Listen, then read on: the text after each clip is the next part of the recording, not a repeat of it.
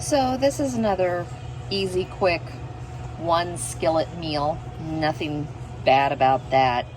It also comes in under a budget meal. Depends on how much you spend for your chicken. I get mine 9 times out of 10 through Flash Food, so I really don't spend much. But even if I had to, this is a pound. Most of the time you can get a pound of chicken for under $3. Tomato sauce, red enchilada sauce, rotel, cheese, half an onion, only because I like onions in my enchiladas, and 12 of the corn tortillas. And I'm just going to put this in a skillet and cook it down, and it's basically quick and easy. You could always pick up a rotisserie chicken and make it even easier. Okay, all I've done is cut the chicken up into nice bite-sized pieces. Like I said, you can use a rotisserie and shred it yourself.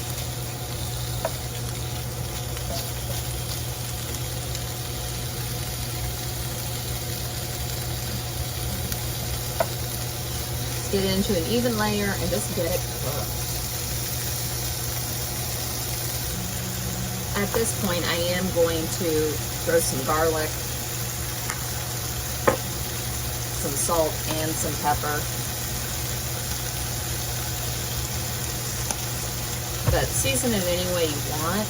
Remember, you're going to be putting rotel and enchilada sauce in this, so it's going to have flavor.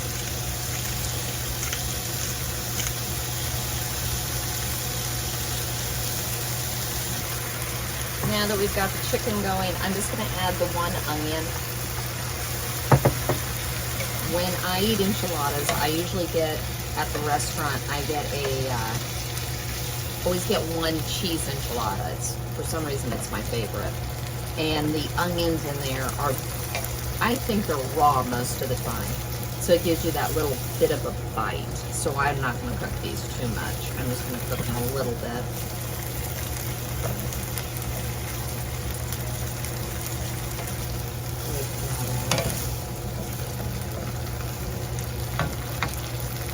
You could also use ground beef in this. I remember when chicken was cheaper than ground beef, and I always used to laugh, and now it's ground beef. Yeah, they're about the same, but sometimes ground beef is more expensive still. It just depends on where you get it. The next thing you're going to add is the corn tortillas, which I have cut into bite-sized pieces.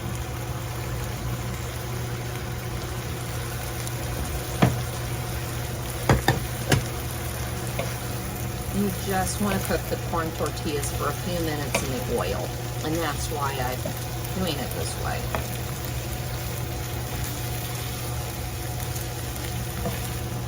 This is one of those recipes that is extremely easy to double. I used to almost triple it when the boys were all home. It still looks like a lot of food. Now that I'm cooking just for basically my husband and I and 1 child that is not a child. So I'm going to let this go for about another minute or so. As you turn it, you'll see you're starting to get a little bit of a darkness, a little bit of a browning on the corn tortillas. You're not really trying to cook them. Just get a little bit of the flour or the corn tortilla taste out of them. That's all you're trying to do. And this is where we're going to add in the enchilada sauce.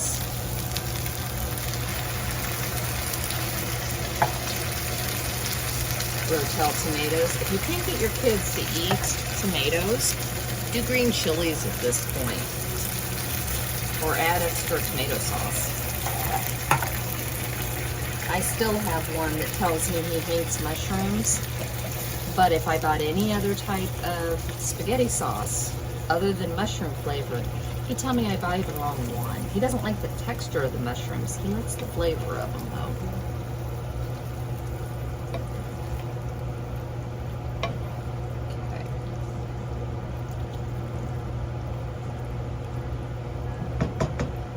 We're gonna get this back up to temp, and then we're gonna let it reduce just a little bit. The corn tortillas are going to absorb all of this. Now that it's gotten warm, starting to warm, add about half your cheese and stir this in. Then you're going to come back at the end and put the rest of the cheese.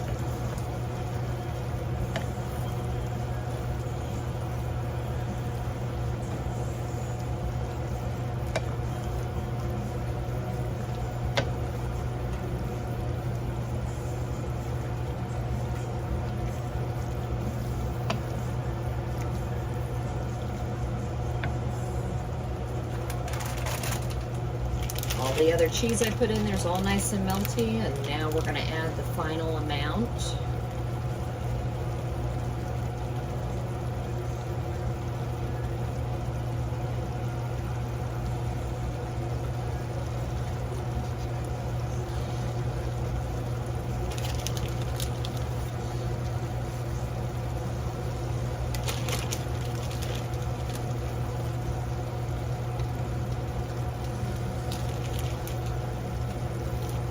At the end of the day, I can make a million budget meals, but if my family won't eat it, it wasn't a budget meal because I threw it out.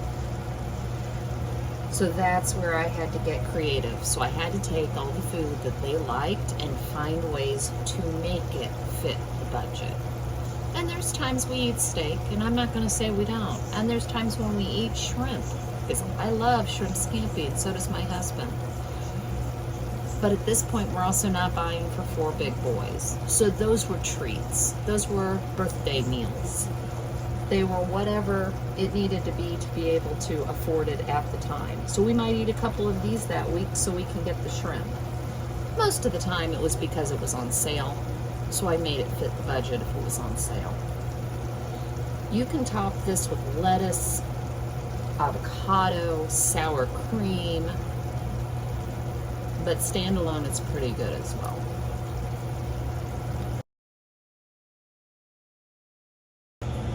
So I'm gonna make a crock pot sausage and potato casserole, but it's gonna go in the slow cooker. But what I'm gonna make now, instead of using 1 can of cream of chicken soup, I'm gonna make it from scratch. So I've got 1 tablespoon of butter melted. We're going to add in 2 tablespoons of flour.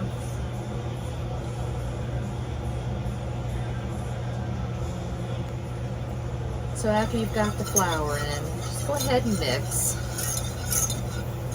You're just wanting to cook the flour taste out of the butter. Nothing special about this.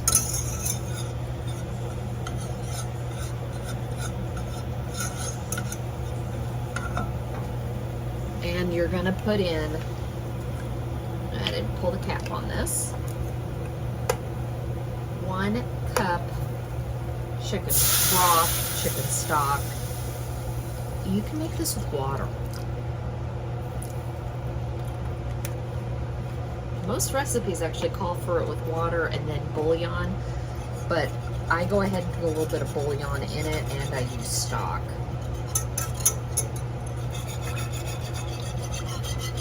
Just wanting to blend in and dissolve.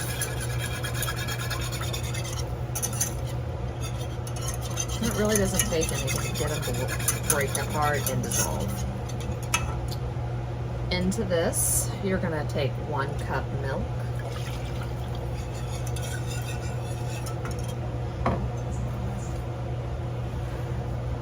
I'm just going to add a little bit of Badia Complete just because I have it and I'm trying to use up this container. A little bit of thyme.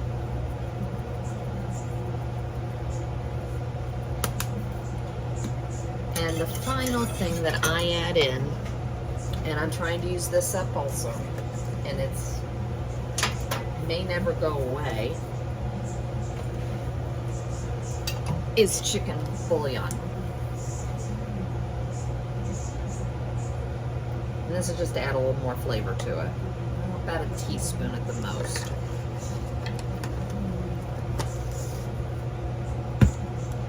And if you are cooking this with chicken, and you have chicken, you can always put chicken in it. This is just a quick, basically cream-based condensed soup mix, just to use in a crock pot meal. And this is why I don't always have or buy cream of mushroom, cream of chicken. When I do the cream of mushroom tendon, I usually tend to use beef broth instead of chicken broth. You don't have to, you can use either. And then I do finely diced mushrooms after I saute them to put it in it. But it can be just that simple. Or you can pop the top on a can of cream of chicken or cream of mushroom or cream of celery for this recipe. You don't have to go to this. But as simple as it is, this is also very cost effective. This is less than a can of cream of soup. This is going to come up to a boil and reduce a little bit. I just want it to thicken. So I'm not wanting this to be as thick, obviously, as a can of cream of chicken soup. This recipe calls for a can of cream of chicken soup and equal amounts of water or milk to equal 2 cups. So all I'm looking to do is that, and it doesn't cross back over. That's thick enough for this. And we'll put the casserole together. Okay, I know I said casserole. You could make this in a casserole. I'm gonna throw it in the slow cooker tomorrow, just because that is what is easier for me. My husband can turn it on.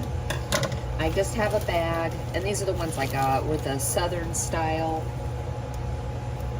hash browns with onions and peppers. And yes, I cut up a half an onion to add to it.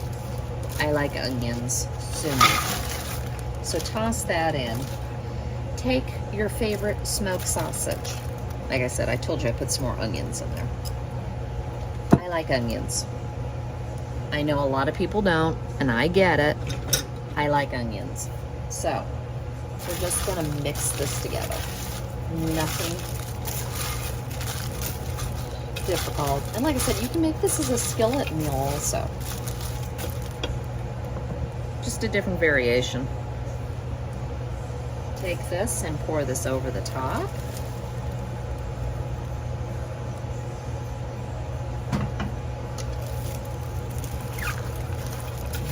Mix that together.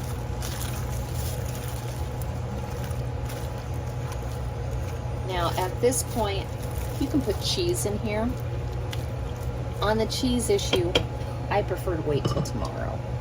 This is just going to cook on low for about 2 to 3 hours, depending on your crock pot. Keep in mind, I'm making this the night before for my husband, so my potatoes will be defrosted by morning. So it's not going to take more than maybe 2 hours. If you're doing this and putting it in the crock pot, depending on how hot your crock pot gets, mine gets hot and burns things. So typically I will underset for this. So I'm going to call my husband about 2 o'clock tomorrow and tell him to turn it on for 2 hours on low. It'll be ready when I come home. At that point, I will then put cheddar cheese on it and put the lid on and let it melt, and then mix it up, and we'll have green beans or something on the side, quick and easy for dinner. So next day, this is what it's going to look like. Now I have not added cheese to this, so what I'm going to do is I'm going to add a cup and a half, almost 2 cups of cheddar cheese, and mix it in and let it melt. So there we go on the crock pot.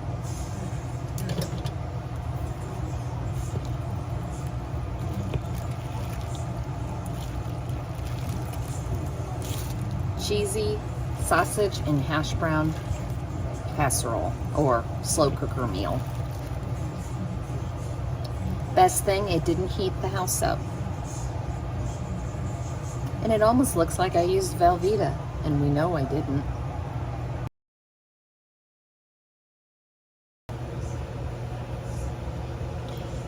So I'm gonna make a bacon cheeseburger impossible pie with the Bisquick.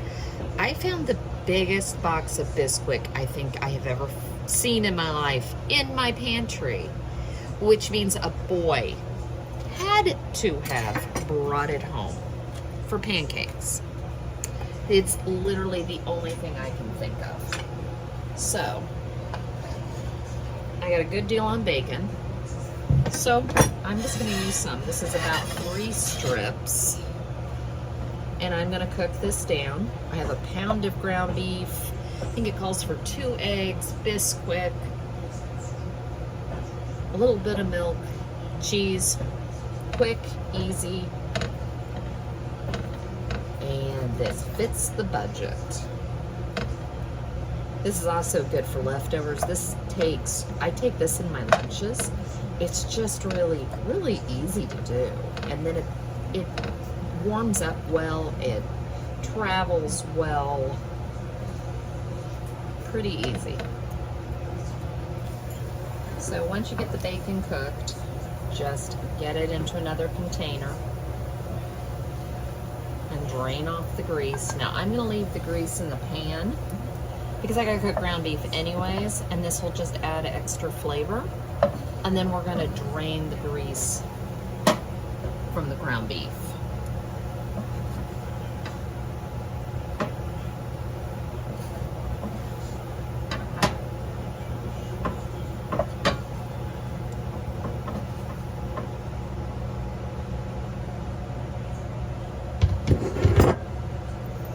And I didn't cut up the ground beef yet.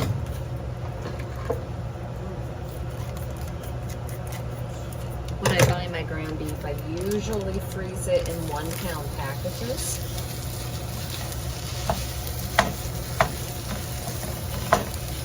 Just to make my life easier. When I had all the boys at home, I froze it in 2-pound packages. Now, if I need to make more, I just do 2 instead of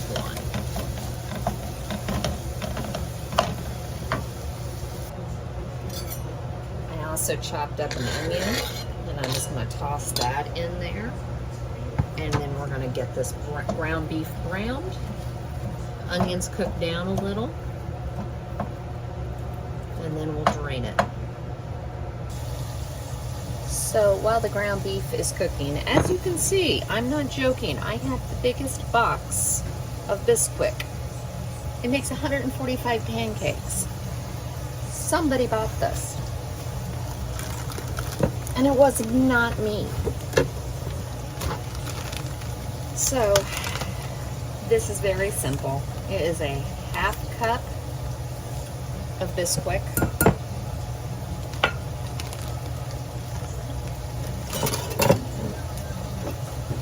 2 eggs.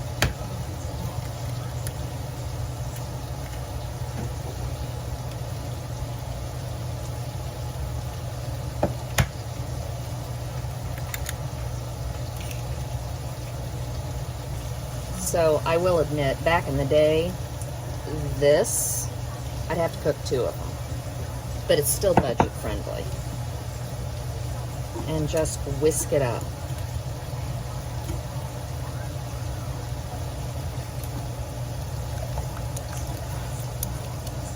This is called, you come in late from work, you have ground beef defrosted, you don't know what else to do. This is so quick, so easy.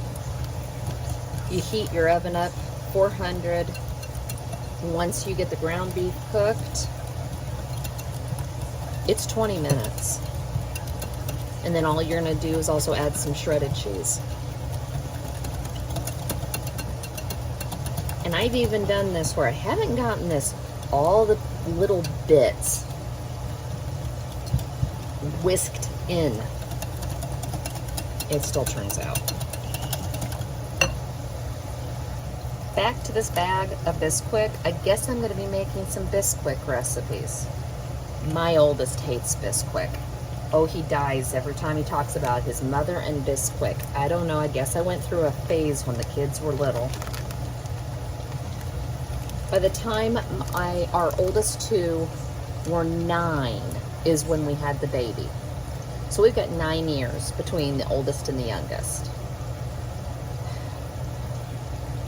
Needless to say, when you've got that kind of age gap with boys, they eat you out of house and home, and it felt like I got them to the point where they were 8 and 9 years old, and that's when they really started eating. And it hasn't stopped, except they just keep leaving the house. But anyways, I do have quite a few Bisquick recipes, probably because I was an overstressed mother with 4 boys in the house. And back then I ran daycare. So Bisquick was a good friend to me back then.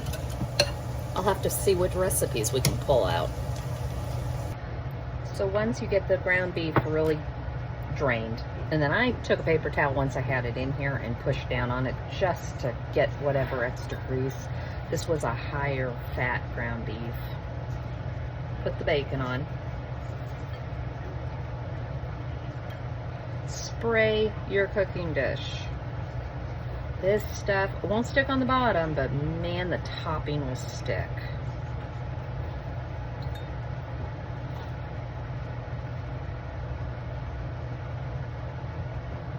Yeah. I see it both ways. I've seen it where they say put the cheese on top or put the cheese underneath. I typically just put it underneath.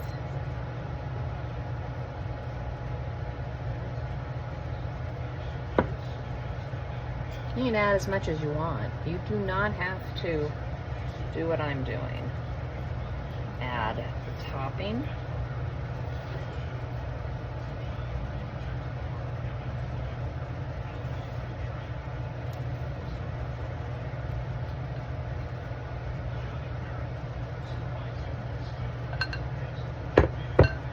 That's it. Like I said, 400 degrees, 20 minutes. My oven cooks hot. I cook with gas. I start watching at 15. Otherwise, the top on this sometimes gets dark. I don't know if it's just my oven, but I've been cooking with gas for over 22 years. So it could be gas that makes it brown darker on top. I don't know. Also could be my oven, although this is the second oven I've had here. Mine ended up taking about 16 minutes, and it's all done and nice and fluffy, and it smells good. Bacon does make everything better.